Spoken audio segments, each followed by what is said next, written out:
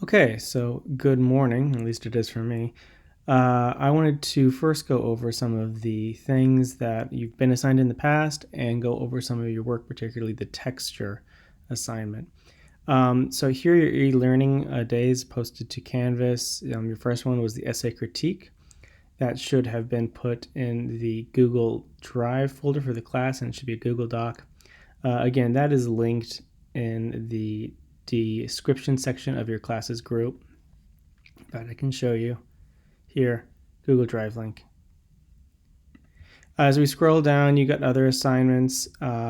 First, you were to watch a video to explain the assignment that is due this week, which is abstract photography. In a lot of ways, this is a super easy assignment because it's very open and really the only emphasis is on a good principle of design.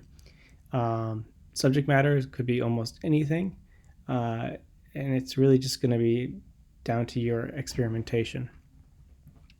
You had other assignments which were fairly basic, far as having a contact sheet for your texture assignment, having an artist statement and editing for your texture assignment.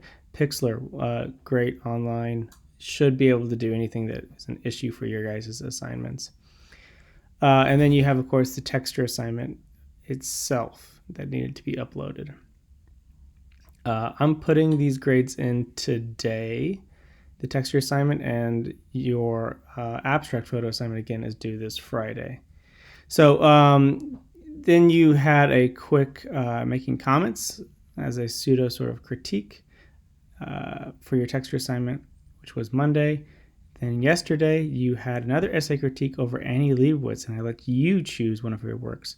Ideally, you choose a work that you're familiar with, or at least familiar with the celebrity that she photographed. And I'm going to actually talk a little bit more about Annie in the second video, where she is the basis for our next photo assignment. So that's that, and you can message me with any questions. I wanted to go over your classes' photos real quick, so I'm just going to run through all three classes super quick, trying to avoid any future errors on what we're submitting. So looking at texture, or maybe it's not texture, it's non-texture, it's implied texture, which is what we were looking for. Things like water droplets, of course, create good visual texture and would definitely feel different than they would if you touched them. Other ones, I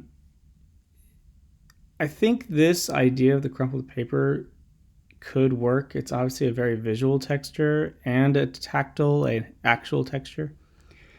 But I think it could have been abstracted through the use of harsh angled lighting to create highlights and shadows, which you just really don't see on the surface.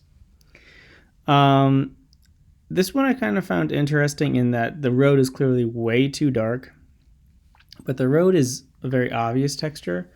The clouds are a little bit more unique in that way as far as a visual texture, but they're not very substantial. So I don't know what the best compromise really was here. A number of people did reflections. I think that's a good idea. I think honestly, though, where a lot of people fell short is maybe just a good, clear, interesting principle of design and finding that balance. I think maybe the movement here is nice as far as the principle of design. And I think this texture as a visual texture is really great. But again, maybe the weakness of this, as is here, is a clear principle of design. Really cool texture, really interesting subject matter, which makes it unique in that way, that it's got an interesting subject matter and clear principle still. Maybe not the best interpretation of implied rather than actual texture, though. Cool idea with experimentation, but it's hard.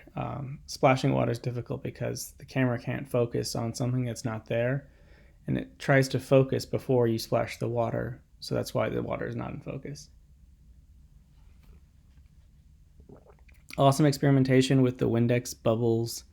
I think this is a really neat abstract image as well.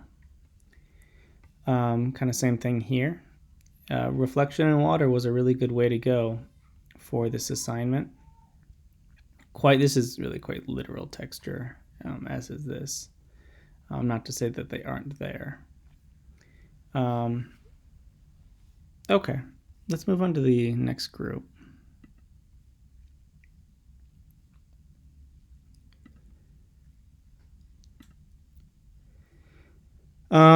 So I think a couple of these fall short in the use of light. Like the texture of this water and everything could have been really cool, but we just don't have very good light creating highlights and shadows.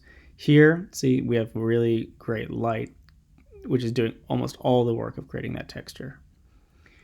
I thought these two were interesting kind of side by side in that they both are using reflections of trees. They're both visual textures. This one, you can barely tell it's a reflection. It almost looks like a photo of trees. And this one, you can barely tell it's trees. So I think they're both good. They both definitely work. My perfect world is maybe an in-between these. But nice job, both of you. I like the kind of use of shape here. Like these textures here, very, very visually. Like you couldn't touch that at all if you wanted, but it's very present in the photo. And the use of light to execute it helped a bunch. Simple editing, like making it black and white and adjusting the contrast, using Pixlr if you can, which you can, is gonna make a lot of your guys' photos better. I noticed a number of them that needed some very basic editing, and it would dramatically improve them.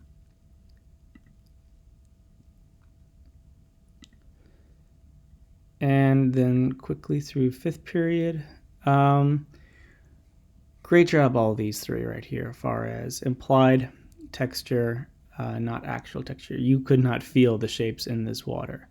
I don't know if I mentioned food dye as an option, but it does definitely work, as does smoke.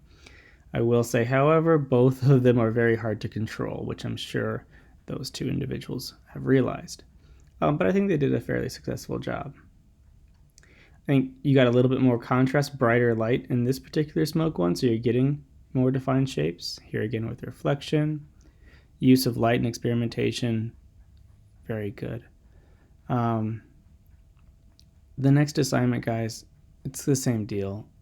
It's going to be down to the use of light and principle of design.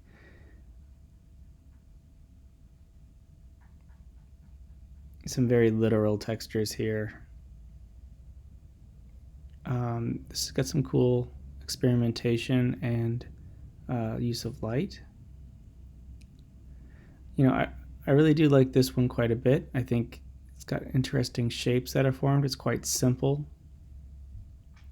I did want to point out a couple late arrivals from Line, which here this resubmission is really great, as is this line work too.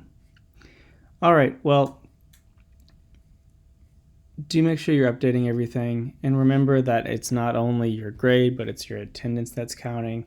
We're going to have a couple-week break here from e-learning, and I think that's going to be a really great opportunity for you guys to get caught up on anything that you might be missing. Particularly a good opportunity to take your next assignment, which is going to probably be a little bit more involved than your other ones.